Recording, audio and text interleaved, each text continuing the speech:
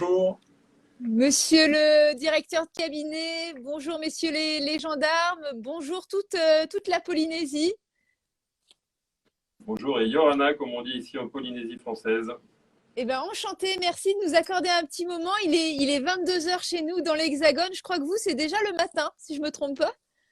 Oui, c'est exactement ça. Nous sommes en direct du Haut Commissariat sur la commune de Papeete à Tahiti, où en fuseau horaire, nous sommes en fin de matinée, il est 11 heures pour nous ce matin.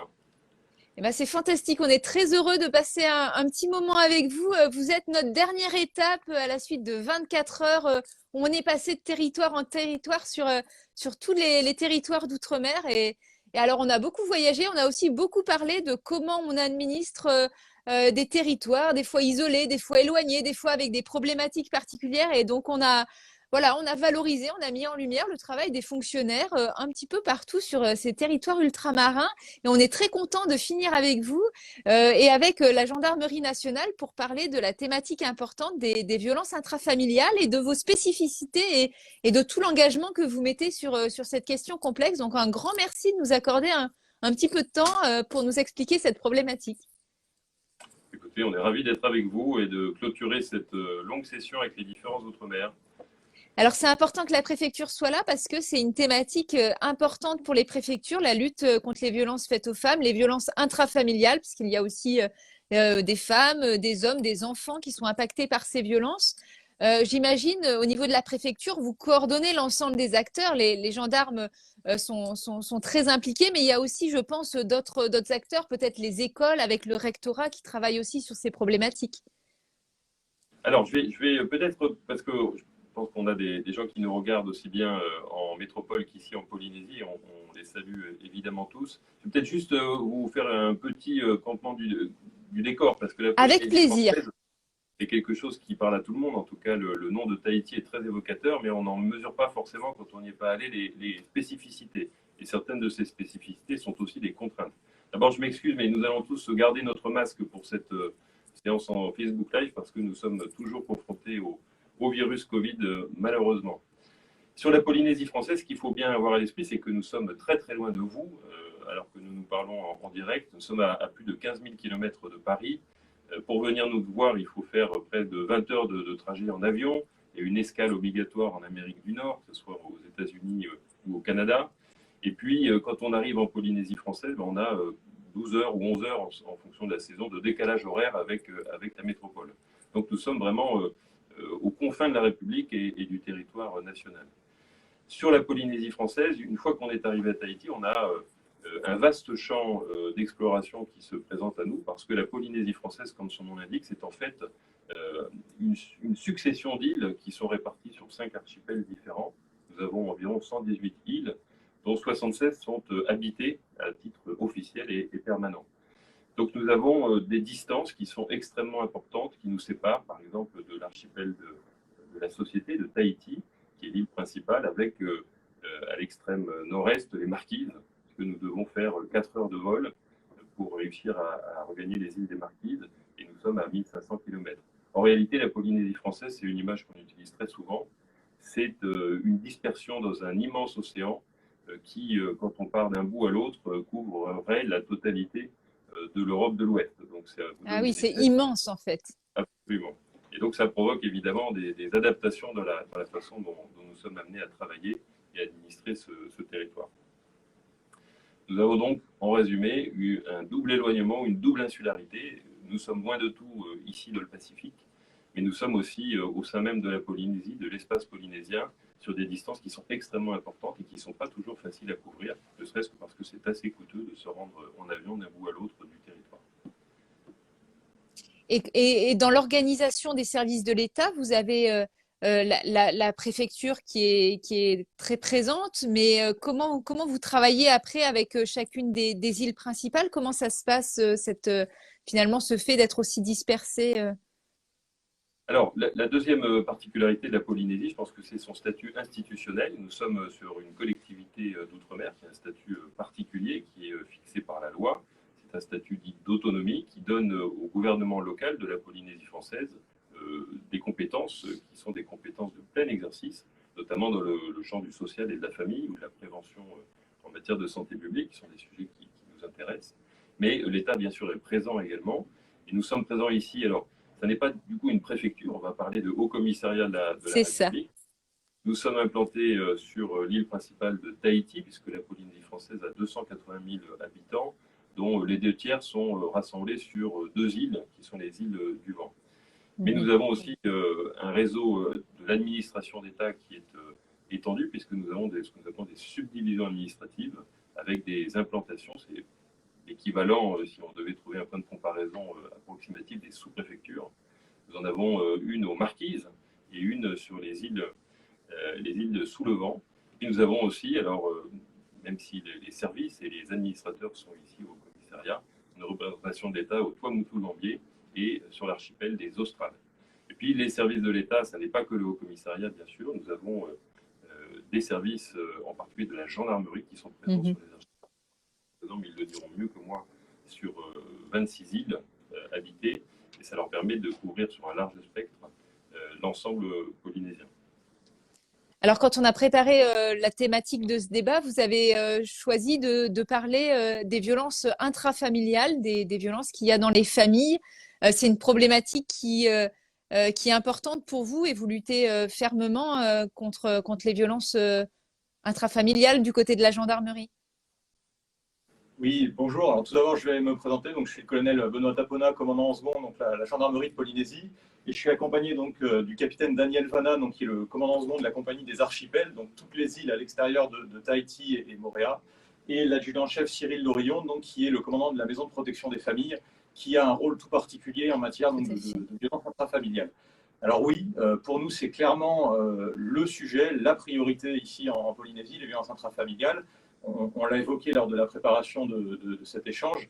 On a ici une prégnance, un taux de victimation qui est pas loin du double de ce qu'on peut rencontrer sur le territoire national. Donc un effet volume.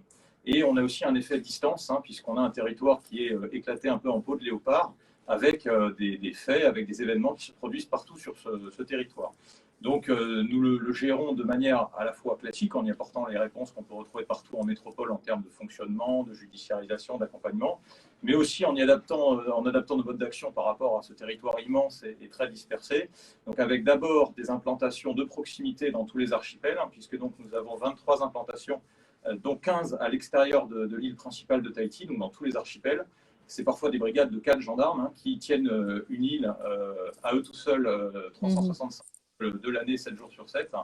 Et nous avons également des moyens spécialisés concentrés sur Tahiti que nous projetons justement pour appuyer toutes ces unités territoriales qui sont présentes sur tout le territoire face à des événements particuliers qui le nécessitent. Voilà schématiquement le fonctionnement de l'institution ici. Alors sur la violence effectivement familiale, c'est un sujet majeur. Le colonel l'a dit de façon très claire. La Polynésie française, c'est un endroit magnifique et tous ceux qui ont eu la chance et le plaisir de le fréquenter en sont revenus convaincus. Mais la Polynésie française n'est pas non plus à l'écart des maux de la société. Et nous avons effectivement un vrai problème en Polynésie française, ça n'est pas nouveau, ça fait plusieurs années qu'on le constate et qu'on le regrette, sur le nombre d'atteintes volontaires à l'intégrité physique, c'est-à-dire ce qu'on appelle les agressions dans un langage plus courant. Et au sein de ces agressions, qui sont déjà nombreuses et supérieures en taux à ce qu'on peut observer au niveau national, nous avons une prévalence, c'est-à-dire une part plus importante des violences dites intrafamiliales. Et en particulier, ce sont des violences qui, malheureusement, vont s'exercer à l'endroit des femmes ou des enfants.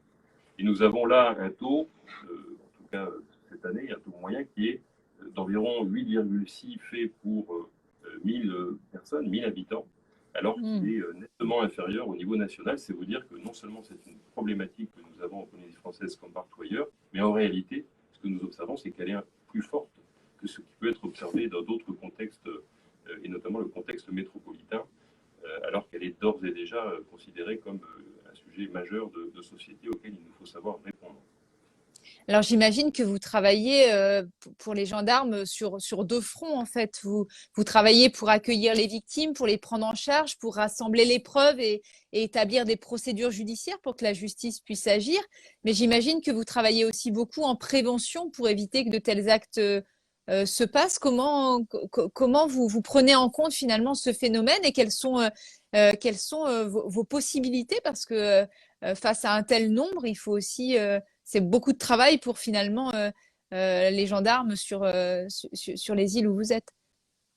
Alors, c'est un problème qu'on a pris à bras-le-corps depuis plusieurs années et singulièrement depuis 2019, à la fois dans le cadre donc, de ce qui était mis en place au niveau national avec le Grenelle et toutes les directives ministérielles, mais également localement, puisque nous avons déployé un plan d'action qui s'appelle Agir face aux violences conjugales face à ce phénomène en 2019. Donc, globalement, la réponse est simple, elle repose sur 3 piliers. Le premier, c'est l'accueil et la qualité de l'accueil qu'on réserve aux victimes. Le second pilier, bien sûr, c'est le volet judiciaire, les investigations qui doivent être rapides et efficaces. Et le troisième, qui est lui aussi crucial, c'est l'accompagnement et le suivi des victimes a posteriori. Sur le volet accueil, on a clairement investi lourdement ce champ-là parce qu'il y a peut-être eu des choses qui étaient perfectibles par le passé. D'abord en formant massivement tous nos personnels qui sont en charge de l'accueil directement, des brigades ou indirectement, par exemple les opérateurs 17 ou des unités un peu plus spécialisées, donc à l'accueil des victimes. Donc une journée de formation en présentiel et une demi-journée en enseignement à distance. 250 militaires ont reçu cette formation donc, depuis 2019. C'est également du testing que l'on fait anonyme avec des officiers d'état-major dans nos brigades pour voir comment sont reçues les victimes, ou par exemple des enquêtes de satisfaction qu'on fait auprès des victimes a posteriori pour avoir un feedback en fait sur notre action. Sur le volet investigation, on est clairement sur quelque chose un peu comme partout, mais je pense encore plus qu'ailleurs, de très offensif, avec une politique pénale qui privilégie donc la garde à vue systématique, politique pénale donc du parquet de Papeete. Les gardes à vue, violences conjugales, on en a fait presque 700 l'année dernière sur la gendarmerie de Polynésie. Ça représente 65% du total des gardes à vue qu'on fait à l'année. C'est énorme, oui. C'est énorme, voilà. Et donc la comparution immédiate qui va derrière, qui est également privilégiée. Donc là-dessus également beaucoup de moyens qui ont été mis et aussi un grand contrôle de la part de la hiérarchie sur la tenue des procédures et le contrôle de ces procédures, parce que nous ici avec l'éclatement insulaire c'est un véritable enjeu. Quand on a un auteur de violence conjugale qui déménage dans une autre île ou une victime qui déménage, il ne faut pas qu'il y ait de temps de latence, il faut que les transmissions de PV se fassent en temps réel et ça c'est vraiment un enjeu. Et enfin l'accompagnement et le suivi des victimes qui lui aussi est tout aussi crucial. Et donc avec beaucoup de choses qui ont été mises en place, et notamment une maison de protection des familles qui a été créée donc, au 1er janvier 2021, et qui a, c'est quelque chose d'assez ambitieux et innovant qu'on a voulu mettre en place ici, mis en place un processus de callback, alors pardon pour l'anglicisme, mais c'est en fait de rappeler, de recontacter toutes les victimes a posteriori systématiquement. Donc c'est presque 1200 victimes de vifs par an, dont 900 victimes de violences conjugales, donc c'est un travail énorme, mais nécessaire. Donc d'abord pour voir leurs besoins, les accompagner socialement, donc avec des intervenantes sociales, puis mailler les 6 mois qui suivent en fait ce premier appel par d'autres appels pour voir si tout va bien et si ces personnes ont besoin d'un accompagnement ou s'il n'y a pas eu de réitération des faits. Donc c'est l'adjudant-chef qui est avec moi, qui met ça en place avec ses équipes et qui a de très bons retours là-dessus. Jean-Chef, peut-être vous laisser en dire un petit mot si vous le souhaitez. Oui, donc c'est un suivi qui est mis en place depuis le 1er janvier 2021. Un suivi sur 6 mois avec un premier appel très peu de temps après le dépôt de plainte. Le premier appel qui est fait en fait par les intervenantes sociales. On a 2 intervenantes sociales gendarmerie avec qui on travaille. C'est plus un appel social, de voir s'il y a un besoin particulier. Et à l'issue de cet appel, en fait, il y a une évaluation de la situation par l'intervenante sociale qui va nous donner la période à laquelle on va rappeler une deuxième fois. Quasiment de manière systématique, on rappelle au moins dans les 3 mois la personne qui a été victime de violence, et pour faire le point avec elle sur l'évolution de la situation, sur éventuellement la réitération de violence, etc. Alors dans le cas de réitération, soit on va réorienter vers la brigade du lieu d'habitation de la personne, soit on va l'inviter à venir nous voir pour qu'on puisse prendre sa plainte. Parce qu'en fait, avec ce suivi, en fait, c'est un suivi personnalisé et sectorisé. Chaque gendarme, on est 5 à la MPF. J'ai mis en place des secteurs pour que les personnes puissent avoir confiance en nous et nous connaissent. Voilà. Donc, c'est vrai qu'on a mis en place quelque chose qui leur permet éventuellement, comme ça se fait depuis quelques temps, de nous rappeler pour nous donner des informations, pour nous demander des renseignements, etc.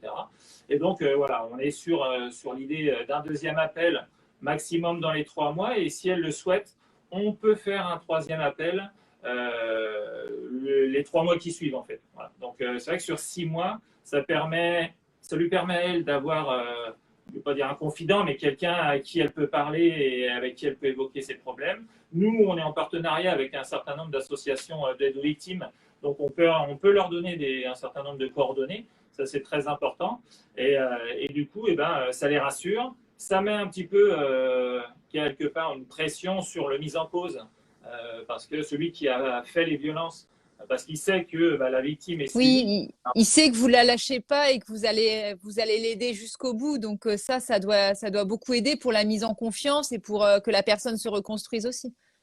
Effectivement, ça lui permet de parler. Voilà, c'est vrai qu'elles sont. Alors ici, en Polynésie, c'est vrai qu'ils ont une certaine facilité à parler. Même s'ils sont étonnés sur le premier appel, après, on passe un certain temps au téléphone. Et donc, quand on peut pas les avoir au téléphone, on va aller les contacter physiquement, puisqu'on a leur adresse grâce à la plainte qui a été déposée. Et on va aller les contacter physiquement et soit leur remettre une convocation si elles ne sont pas là, ou en tout cas avoir un contact physique pour pouvoir, de la même manière qu'on téléphone, échanger, savoir si la situation a évolué, etc. etc. D'accord, c'était vraiment très intéressant et vraiment bravo d'arriver à mettre en place un tel suivi. Alors, vous nous disiez que vous travaillez avec des associations. Vous avez comme ça beaucoup d'associations. Vous avez un tissu associatif important ou vous avez réussi à les fidéliser sur les problématiques des violences intrafamiliales? Alors, il y a une chose qui est certaine dans le cadre de la prévention de ces problèmes de violence intrafamiliale, c'est qu'il faut qu'on travaille sur les trois aspects. Il faut travailler avant vraiment sur la prévention pure, il faut travailler pendant par la prise en charge des victimes. La gendarmerie a effectivement indiqué dans quelles conditions est-ce que nous essayons de le faire au mieux. C'est une ambition que nous portons et nous essayons vraiment de contrôler l'exécution de cette ambition parce que ça nécessite un investissement permanent, une formation permanente. Le colonel le disait tout à l'heure, il faut régulièrement reformer les personnels puisqu'il y a de la mobilité, notamment dans les Outre-mer. Et puis, il faut évidemment s'assurer de la phase de l'après, accompagner sur la durée. Et puis, évidemment, les services de l'État, mais dans leur volet judiciaire, assument aussi leurs responsabilités, bien sûr, en condamnant les auteurs et en le faisant savoir, parce que c'est aussi ce qui participe à la prévention. Mais les services de l'État ne peuvent pas travailler seuls. Et nous sommes obligés, et nous le faisons au quotidien, de nous appuyer en fait sur trois partenaires qui sont bien sûr le pays, je le disais tout à l'heure, c'est le pays, c'est le gouvernement de la Polynésie française, les autorités locales de Polynésie française, qui sont dépositaires de la plupart des compétences qui vont être utiles, des compétences clés en matière de prévention, d'accompagnement familial et de suivi des situations individuelles, notamment des difficultés sociales. Mais les pouvoirs publics eux-mêmes ne peuvent pas tout, et donc il faut qu'on réussisse à travailler avec des associations. Les associations, nous en avons plusieurs, bien sûr, en Polynésie française. Certaines sont une émanation d'associations ou de fédérations nationales dont les termes sont bien connus. Je pense notamment par exemple au CIDFF qu'on retrouve à peu près partout sur les territoires français. Mais nous en avons d'autres qui sont des associations parfois locales, totalement polynésiennes. Nous avons des associations qui savent faire l'interface efficacement entre les services judiciaires et les services administratifs et la société, notamment les associations de protection et d'aide aux victimes. Et c'est tout ça une déclinaison en fait des efforts de chacun qui doit se traduire au plus près des familles et donc sur les communes. Je n'oublie pas les maires et leurs services parce que nous avons aussi besoin d'avoir le soutien de ce qu'on appelle les tabanas ici, c'est-à-dire les maires qui sont par leur connaissance de la population des relais absolument indispensables à l'action administrative. Donc c'est à quatre qu'on fait bon ménage en la matière. Travailler ensemble. Vous demandiez tout à l'heure quel était le rôle du Haut-Commissariat. C'est un peu un rôle d'assemblier de tout ça, un rôle d'impulsion. Nous essayons de le faire, alors ça peut paraître un peu techno quand on le dit comme ça, mais on essaye de le faire par des plans de prévention de la délinquance. Nous en avons conçu un en 2016. Nous sommes en train de finaliser le nouveau plan de prévention de la délinquance pour 2022 et les années futures. Et nous avons, dans un contexte national du fameux Grenelle des violences conjugales, nous avons mis en haut de la pile de nos priorités la question de la lutte contre les violences intrafamiliales. Et c'est dans ce plan-là qu'on essaye de prendre des engagements, chacun dans la capacité qu'on a à lutter contre ce phénomène, qui sont des engagements qui vont nous lier dans la durée et qui nous permettent d'ores et déjà d'afficher les premiers résultats qu'on vient d'évoquer. Je crois que la création de la MCPF à la gendarmerie, la maison de la confiance et de la protection des familles, est vraiment un exemple très vertueux et très intéressant. Alors moi, j'avais peut-être une dernière question. avant de vous quitter, c'était comment vous travaillez? Est-ce que vous arrivez à travailler avec les écoles? Parce que la prévention, ça passe avant toute chose aussi parce qu'on apprend à nos jeunes générations. Est-ce qu'on arrive à parler aux enfants de ces questions? Est-ce qu'on a des actions avec le rectorat notamment pour être présent dans les écoles? Alors, sur la question de l'éducation, effectivement, les bons messages doivent passer très tôt et ils doivent souvent être répétés pour être bien intégrés. Les écoliers d'aujourd'hui sont les citoyens de demain et nous ne souhaitons pas qu'ils soient les victimes ou les auteurs de demain. Voilà. Et donc, il faut qu'on réussisse à faire passer ce message dans les écoles. Ça nécessite vraiment des approches très adaptées. D'abord, la compétence scolaire appartient là aussi au pays. Donc, c'est encore une fois l'illustration du travail de coordination qu'il faut qu'on réussisse à mettre en place. Et nous avons des policiers, nous avons des gendarmes, nous avons des associations qui peuvent se déplacer dans les classes et faire effectivement de la prévention, des interventions sur l'égalité homme-femme. Nous savons que ce sont des sujets qui sont importants et donc nous sommes amenés à financer avec des fonds particuliers, le fonds intercommunal de prévention de la délinquance, le FIPD, qui nous permet d'aider les associations à assumer les missions qu'on leur demande de bien vouloir accepter, et notamment dans le cadre scolaire, bien sûr. Eh ben, écoutez, c'était vraiment passionnant. Merci beaucoup à vous tous d'être aussi présents sur ces questions importantes. Merci à la Gendarmerie nationale, merci au Haut Commissariat aussi de coordonner tous ces travaux. Et par votre intermédiaire, je voudrais en profiter pour saluer tous les fonctionnaires et tous les agents de l'État qui travaillent chez vous en Polynésie, pas seulement sur ces questions importantes, mais qui au quotidien font vivre les liens entre l'Hexagone et votre beau territoire. Donc encore un grand merci à vous tous d'avoir pris le temps de nous expliquer cette problématique qui vous tient à cœur, et on a vu vraiment toute votre détermination à lutter contre les violences intrafamiliales. Je vous souhaite une belle journée. Pour nous, on va rentrer parce que vous étiez le dernier territoire auquel on laissait la parole pour ce soir. Vous faites vraiment un travail formidable et vraiment un grand merci à vous tous. Merci, nous y sommes sensibles à ces encouragements et on va poursuivre effectivement notre action. On est tout à fait déterminés et on est heureux d'avoir pu clôturer avec vous la session 24 heures Outre-mer. On vous souhaite donc une bonne nuit en métropole. Merci, Vincent Carré. C'est gentil et à bientôt. Bonne fin de journée. Au revoir. Au revoir.